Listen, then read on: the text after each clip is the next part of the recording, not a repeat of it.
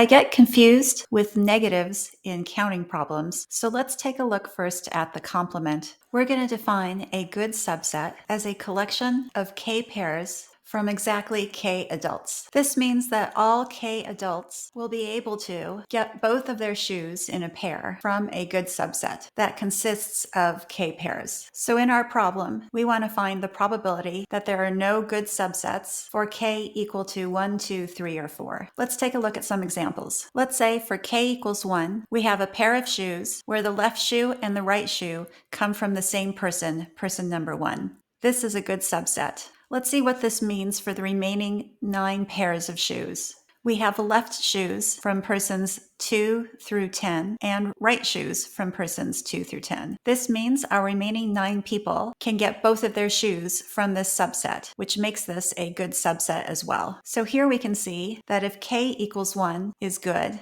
then we also have a k equals 9 that is also good. Let's see what happens if for k equals 1, we don't have a good subset. This means that if we have a left shoe from person number 1, we can't have a right shoe from person number 1 as well. So let's say that we have a right shoe from another person, person number 2. This is not a good subset.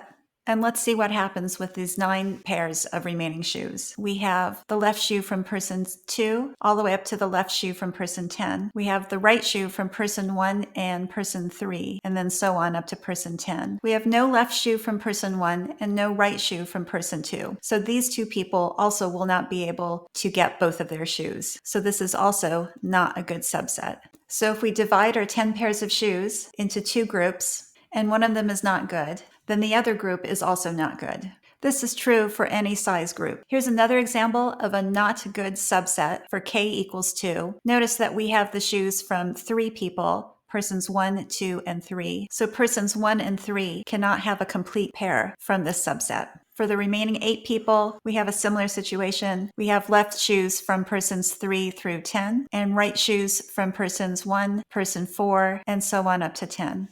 This is also not good. So I think we can clearly see that if one subset is not good, then the other subset is also not good. In our problem, we need to have not good subsets for k equals 1, 2, 3, or 4.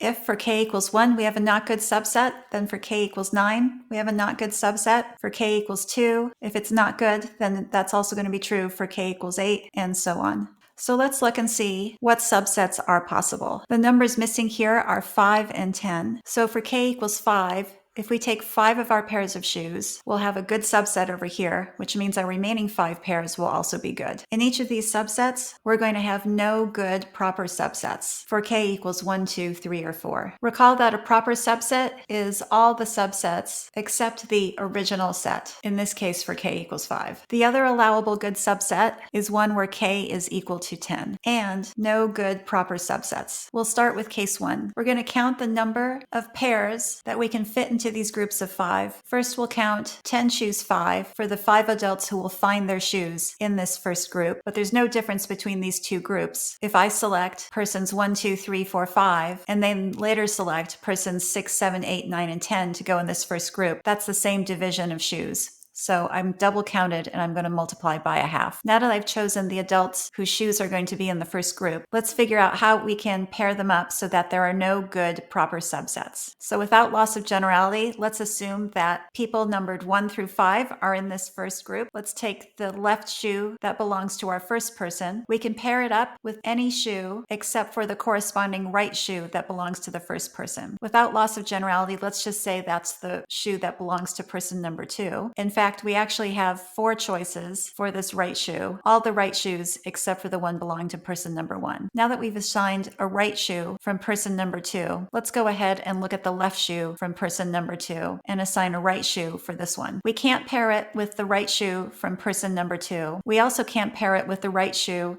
from person number 1. Otherwise, these 2 will be a good subset. That leaves 3 choices for the right shoe to pair with L2. Let's just pick R3 and we'll turn our attention to the left shoe that corresponds to this right shoe. Similarly, we have two choices to pair with L3. It can't be the right shoe from the first two left shoes, so not R1 and R2, and it can't be R3. In all of these cases, we're going to have a proper subset. So I'll just pick R4 and we'll decide what to pair with L4. We can't pair it with any of the other previous shoes, so not R1, R2, or R3. We can't pair it with its own right shoe. That leaves R5. And then looking to L5, there's only one shoe left, and that's R1. That makes these 5 pairs of shoes a good subset, but none of the proper subsets of these pairs are going to be good. We see here that there are 4 factorial ways of assigning right shoes to left shoes. We have a similar count up here for our remaining 5 people. That's also going to be 4 factorial. So our count here for case 1 is 1/2 times 10 choose 5 times the square of 4 factorial. Now let's look at case 2, where all 10 shoes